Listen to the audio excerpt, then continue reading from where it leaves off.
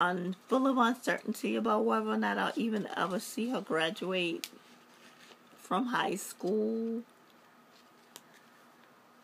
And so my doctor scheduled this big meeting for us, and that was to happen on April the 15th.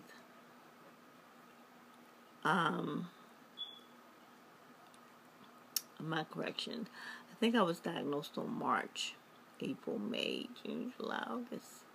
Seems that way. So we went to the big meeting, and when we get to the meeting, my doctor hands me this book, and the book is entitled "You Flunk Your Mammogram." And they gave me a pink rose, and my cousin was there, my god sister was there, everyone was there for support. My husband was there, and then it just started this spiraling journey for me. The doctor wanted to order a PET scan just so he could see if my cancer had spread to any other areas of my body, because I was HER2 positive, and apparently HER2 positive cancers have a way of hiding. They like to mirror themselves to look like regular cells. And of course I'm with Cigna again, so of course they denied that as well. And it was like a long fight before I could even get that approved. Even though I had secondary insurance, they have some company called Med Solutions who's like, we don't care if you have secondary insurance, we're not going to bill them. It's just like a whole insurance nightmare. Like, somebody really needs to do something about that. I am fighting for my life. I don't have time to deal with this red tape that this insurance company puts me through. Half of the time, the people making these decisions either have never had cancer or not had a family member with cancer, or don't even know what it is that, we have to go through. But eventually I got my CAT scan after I cried to the supervisor and told her, like I'm not ready to die. I want to have this done. My insurance company is telling me I need to be in stage 4 in order for them to give me a PET scan. And I'm like, are you serious? I'm like, stage 4, it's end of life cancer. You want to wait till end of life to give me a PET scan? I'm like, isn't the whole purpose for you just to prevent this from happening? But like, that never did. And so eventually I got that done. And then on April 24th I had a pre-op done with my primary, because they were going to go in and do a lumpectomy and remove that and see if they could get clear margins. And if the margins was clear, all I would need to have is radiation. So I was kind of really upbeat about that, because I was going to just do the radiation and then I wouldn't need chemo. And let me tell you, all of my life, chemo has been my biggest fear. I've never wanted to ever have chemo. They also gave me a stress test, because I guess with all of the news that I was getting, I was having heart palpitations, I was sweating at night. Nobody was really sure what was going on with that. My stress test came back okay, so I was fine with that. However, when they removed the margins, they weren't clear. So what this means is that I would have to have another re-excision, which would be another surgery to try to get clearer margins. But woe and behold to me, when they went in to get the second incision, can I tell you that my first lumpectomy produced a 1.8 centimeter tumor. And I went to get a second opinion from John Hopkins, Dr. Wolf. And he was like, there's no way you can be HER2 positive if your tumor is only 1.8. So I'm like, okay, yeah, well, somebody's wrong. I requested all of my slides and everything to be sent over to John Hopkins so I can get a second opinion. At my second surgery, well, which was really my third surgery, they produced a golf ball size tumor that was 2.6 centimeters and was still HER2 positive. And they still did not have clear margins. So what they're telling me now is, oh, you still have to have another surgery. We still don't have clear margins. The radiologist wants clear margins. The oncology wants clear margins.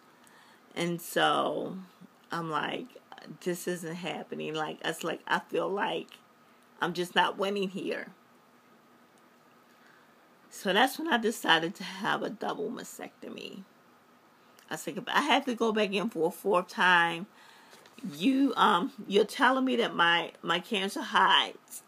You don't know if there's cancer in my right breast or not, because it could be sitting there hiding. And there's no way in the heck I'm going through this again. Like, once I went through this one time, I did not want to go through this again. So after I decided that I wanted to have the double mastectomy, all of the doctors were like, oh yeah, well, that was a good decision on your behalf. But I had to have chemo. And so it took me a long time to adjust myself to the point that I was going to need to have chemo. I did not want to have chemo. I dreaded having chemo. I haven't started my chemo treatments yet. But as you see, this little tubing here is actually my port. Where when they did surgery number 4, they imported my port here. I've had my double mastectomy. And let me tell you, that double mastectomy hurt like hell. It was very painful. So don't let anybody tell you anything different. Like, my first trip to the bathroom was like a screaming disaster for me. It's like I felt like I had no upper body strength. I'm like 3 days post-op now. It still hurts like hell. Trying to get out of the bed hurts like hell. She said she left me some cleavage, whatever the hell it means. But I see no cleavage. But let's see if I can get up and show you. Tilt this down.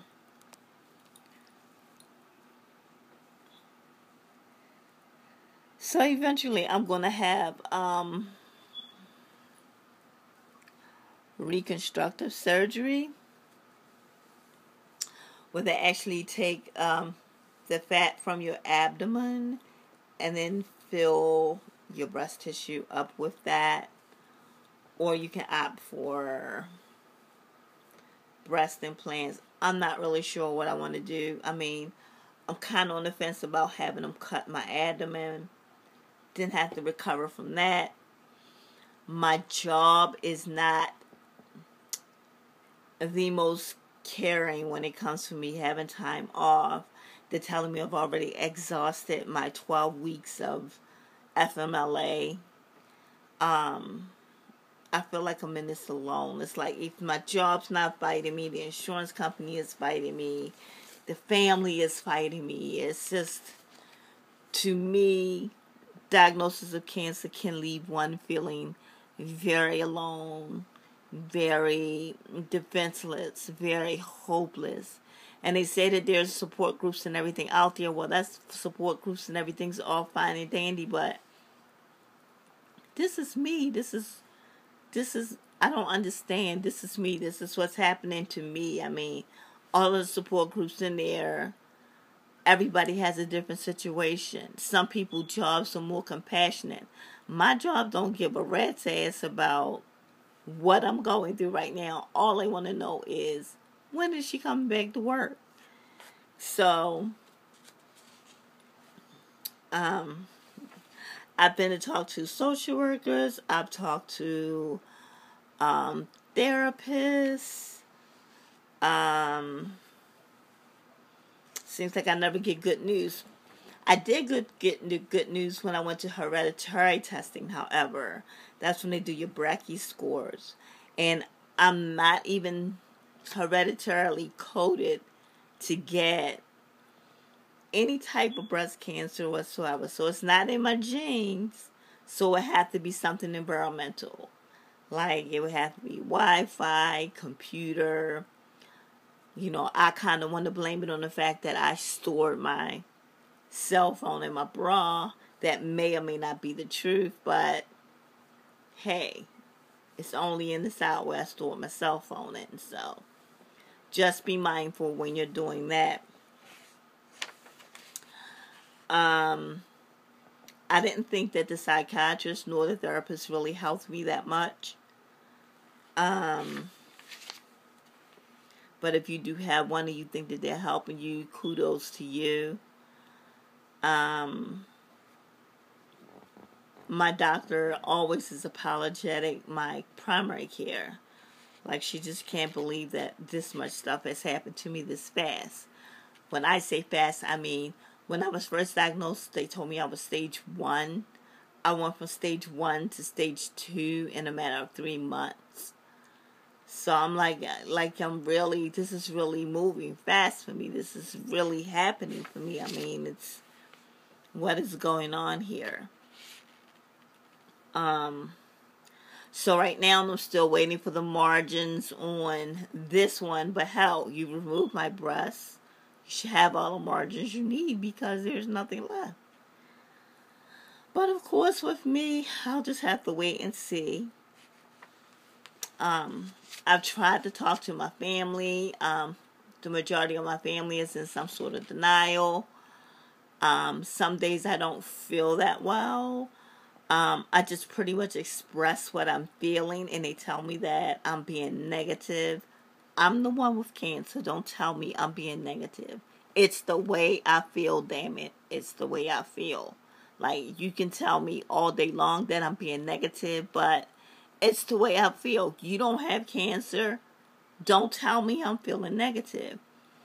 And the other one thing that drives me nuts is when people tell me, oh, my so-and-so had cancer and they were fine. Do you guys realize there's like 26 different types of cancers out there? Or they'll say, well, you don't need to take chemo. How do you know I don't need to take chemo? You're not a doctor? I mean, I'm like, I have HER2 positive cancer. So according to all of the information that I've read, according to the 3 doctors I've consulted with, they all say I need to have chemo. Okay? So yes, so all of this hair that I've grown down past my bra strap, it's going to have to go. I'm going to be Becky Bald. It's going to go zoop. I'm not going to have any hair. I've wasted all those hair products going straight down the drain. It's not who I wanted to be. I wanted to be a YouTube hair care guru. So maybe when I go completely bald and I'm able to grow this hair back really fast, then someone can follow me then. See how I did it. But I'm not going to let this be my downfall. Okay? I'm just not going to let this be my downfall. I'm going to stick to my guns. I read over everything I needed to do to prepare for my mastectomy. I had my food prepared before I went to the hospital. I got my mastectomy bras. I bought my wedge pillow.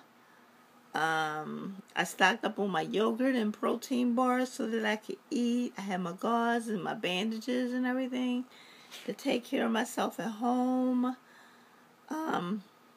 I have limited people that can come and see me because for some reason my children are scared to come look at me like I'm some alien or something and they can catch the cancer from me. You know, all of that's hard. Excuse me. I got a handheld shower. I grocery shopped, you know, And I have some really, really, really, really beautiful